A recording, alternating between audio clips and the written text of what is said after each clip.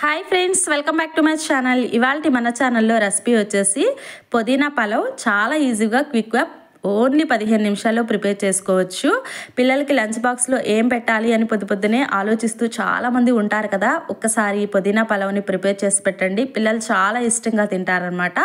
So చక్కగా పొడి పొడిలాడుతూ ఇదే విధంగా యాస్టీస్గా రావాలంటే వీడియో ఎక్కడ స్కిప్ చేయకుండా చూడండి. అప్పుడే నేను ఎలా ప్రిపేర్ చేశాననేది మీకు కంప్లీట్గా అర్థమవుతుంది. ఫస్ట్ అయితే ఒక మిక్సీ జార్ తీసుకుని ఇందులోనికి నీట్గా వాష్ చేసి పెట్టుకున్న పుదీనాని 2 కట్టల దాకా తీసుకుని మెత్తగా గ్రైండ్ చేసుకోవాలి. ఇలా గ్రైండ్ చేసుకునేటప్పుడు కొన్ని వాటర్ని అడ్జస్ట్ చేసుకుని ఇలా మెత్తగా గ్రైండ్ చేసి పక్కన పెట్టేసుకోండి. సో ఇప్పుడు స్టవ్ మీద ఒక కళాయి పెట్టి ఇందులోనికి 3 టేబుల్ స్పూన్ల ఆయిల్ అండ్ ఇక్కడ బిర్యానీ స్పైసెస్ అయితే మీ దగ్గర ఏ ఉంటే అవి చక్కగా దీనిలోకి యాడ్ చేసేసుకోవచ్చు. సో 1-2 తక్కువైనా పర్లేదండి, ఉన్నవైతే చక్కగా ఇలా వేసేసుకొని 2 బిర్యానీ ఆకులను కూడా ఇందులోకి యాడ్ చేసేసి వీటిని లైట్గా ఫ్రై చేసుకోవాలి. సో ఇలా లైట్గా ఫ్రై అయిన తర్వాత మీడియం సైజ్ ఆనియన్ని స్ట్రైట్గా కట్ చేసేసుకోవాలి. సో ఇలా కట్ చేసి ఇందులోకి వేసుకుని తినే స్పైసెస్ని బట్టి పచ్చిమిరపకాయలను కూడా 2-3 చక్కగా ఇలా నిలువున కట్ చేసి ఇందులోకి యాడ్ చేసేయాలి.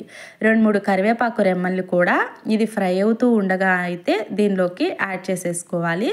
సో ఇదంతా చక్కగా ఇలా వేసేసుకుని వీటిని మంచి గోల్డెన్ కలర్ వచ్చేంత వరకు ఇలా ఈ విధంగా ఫ్రై చేసేసుకోవాలి. సో ఇదంతా చక్కగా ఇలా ఫ్రై అయిన తర్వాత ఇందులోనికి ప్రిపేర్ చేసి పెట్టుకున్న పుదీనా గ్రేవీ ఉంది కదా, ఇందులోకి యాడ్ చేసేసుకోవాలి. సో ఇదంతా చక్కగా ఇలా వేసేసుకుని ఒక మీడియం సైజ్ టమాటాని మెత్తగా గ్రైండ్ చేసుకుని ఇందులోకి యాడ్ చేసుకోవాలి. ఈ టమాటా ప్లేస్లో కావాలి అంటే టమాటాని స్కిప్ చేసేసుకుని కావాలంటే ఒక 1/2 కప్పు పెరుగునైనా యాడ్ చేసుకోవచ్చు.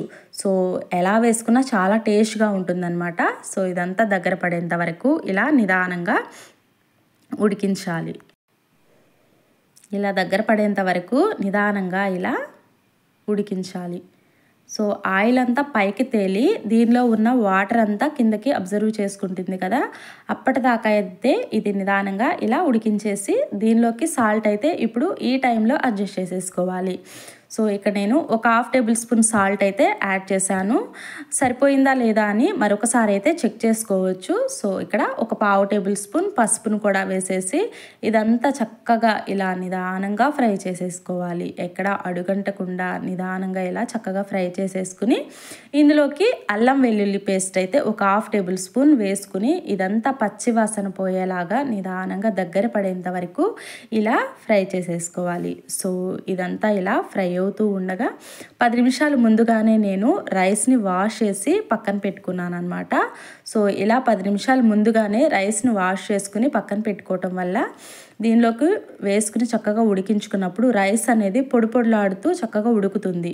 సో ఇక్కడ నేను ముందుగానే ఇలా వాష్ చేసేసాను అనమాట. సో మీరు అప్పటికప్పుడు నీట్గా వాష్ చేసి వేసుకున్నట్లయితే వాటర్ అనేది కొంచెం ఉడికేటప్పుడు ఎక్కువ పడతాయి. సో ముందుగానే వాష్ చేసుకుంటే వాటర్ కొంచెం తక్కువ పడతాయి అన్నమాట. సో ఇదంతా చక్కగా రైస్ వేసేసుకుని ఈ మసాలా చక్కగా ఇలా పట్టేలాగా కలిపేసేసుకోవాలి.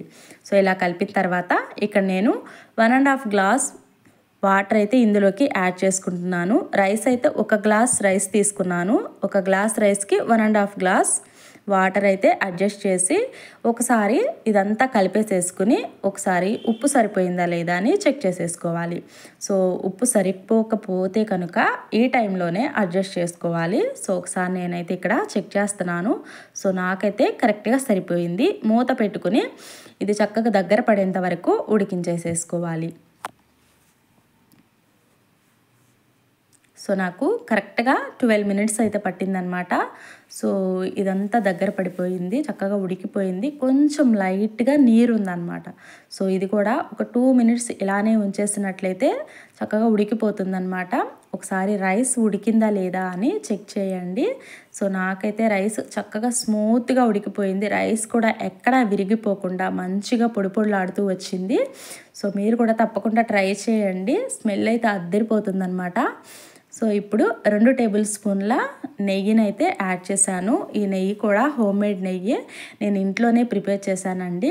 సో కావాలి అంటే ఈ వీడియో కింద నేను లింక్ చేస్తాను, తప్పకుండా మీరు కూడా అది కూడా చూడండి. సో ఇదంతా చక్కగా ఒక 2 మినిట్స్ తర్వాత ఇలా ఉడికించి ప్లేట్లోకి సర్వ్ చేసుకుంటున్నాను. వేసుకుంటూ ఉంటేనే మంచి స్మెల్ అద్దరిపోతుందనమాట.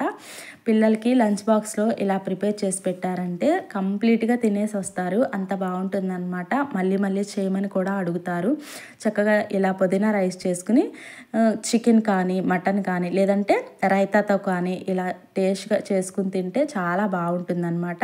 మీరు కూడా తప్పకుండా ట్రై చేయండి. ట్రై చేసి మీ ఫీడ్బ్యాక్ని నాకు తెలియచేయండి. వీడియో నచ్చితే లైక్ చేయండి. మరిన్ని వీడియోస్ కోసం రాజలక్ష్మి కుకింగ్ ఛానల్ని తప్పకుండా సబ్స్క్రైబ్ చేసుకోండి. Thank you for watching.